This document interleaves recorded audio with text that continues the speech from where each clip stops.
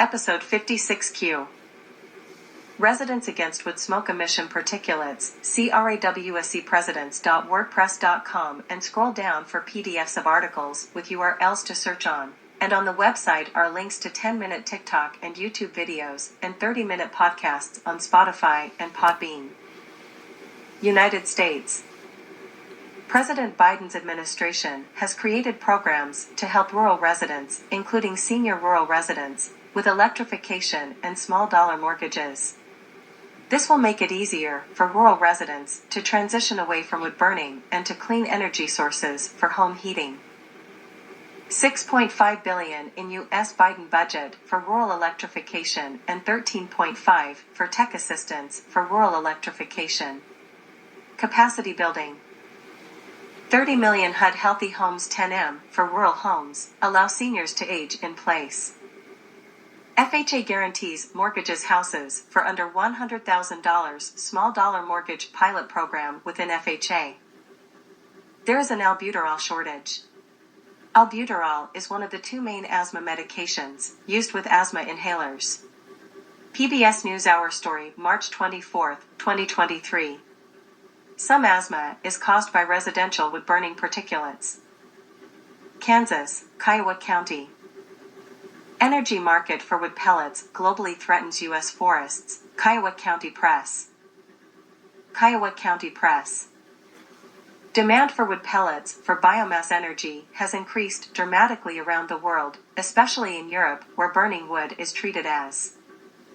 Kentucky, Richardsville. Richardsville firefighter released from hospital after injury, Bowling Green Daily News. Bowling Green Daily News said that Taylor was hospitalized after exposure to smoke and heat and, caused by a wood-burning stove venting into a damaged chimney flue. Massachusetts, Boston. Woman dies after calling 911 to report fire at her home. 2 kids survive. NBC Boston. NBC Boston. Investigators say the fire appears to be accidental, and they believe it started in or around the wood-burning furnace and chimney. Missouri, Trenton. Rosep View, Washington State's NGO or non-governmental organization, nonprofit organization Pivot Point signed a letter, below, along with more than 100 others in the U.S. and Canada, calling for the European Union to stop incentivizing wood burning as renewable energy. Residents Against Wood Smoke Emission Particulates hopes that forest advocates and NGOs make the connection between burning wood, whether it is an industrial biomass, wood burning, or residential wood burning, and particulate matter of 2.5 micrometer size, PM 2.5, the perfect size to infiltrate the human lung, producing a cascade of human health problems. Wood smoke is 90% PM 2.5. Wood burning produces more particulates than the most polluting fossil fuel, coal burning, a solid fuel like wood. Wood burning produces 450 times the particulates of the cleanest fossil fuel, natural gas, for home heating. Alternatives to wood burning for home heat exist. The least polluting alternatives are wind and solar power for an improved electricity grid to heat homes with new heat pumps run on electricity that perform at temperatures well below 0 Fahrenheit.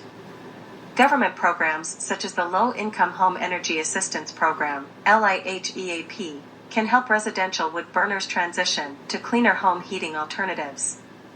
Low-cost, hyper-localized resident-owned Purple Air PM 2.5 monitors used in the yards of near neighbors of residential wood burners can detect PM 2.5 levels from residential wood burning every 10 minutes and store that information historically on Purple Air online maps.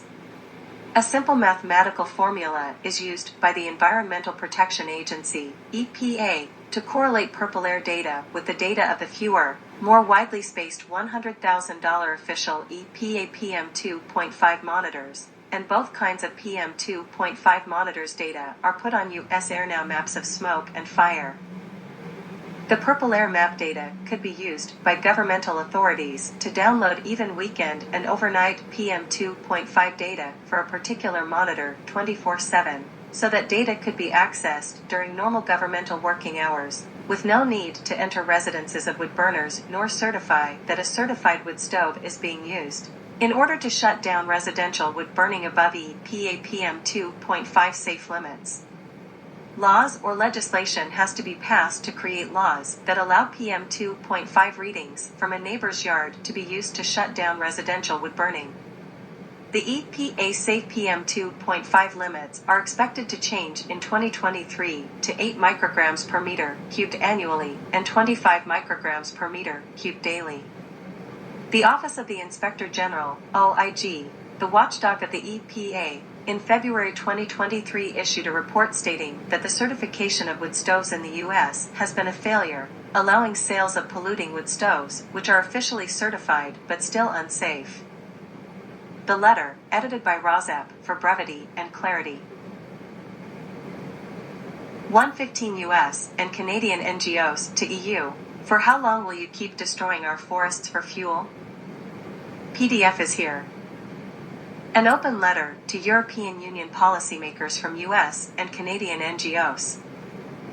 Over the past decade, scientists, independent watchdogs, and the media have exposed the false claims and greenwashing of the wood pellet industry, documented the damaging logging practices, including in mature and old-growth forests in the U.S. Southeast and British Columbia, and exposed the racial injustice of wood pellet facilities siting. Yet the EU has still not changed the renewable energy policies that are driving this destruction. We are especially concerned that the package of reforms now under consideration in the trilogue of the Renewable Energy Directive, RED, falls far short of what is needed to reduce damage from the wood pellet industry. For how long will European leaders ignore the science of climate change and treat burning woody biomass as zero carbon, renewable energy? For how long will you countenance the continued destruction of forests for fuel, rather than invest in true climate solutions? A number of EU member states have lost their forest carbon sinks. Until the EU stops incentivizing burning trees for energy, member states will rely ever more heavily on importing wood pellets from the US and Canada to meet their energy needs. Scientists and NGOs from both North America and Europe have been calling on the EU to significantly reform its treatment of forest bioenergy for a decade. RED II did not deliver meaningful reforms, and the US and Canadian pellet industries have grown even further since it was adopted. Signed,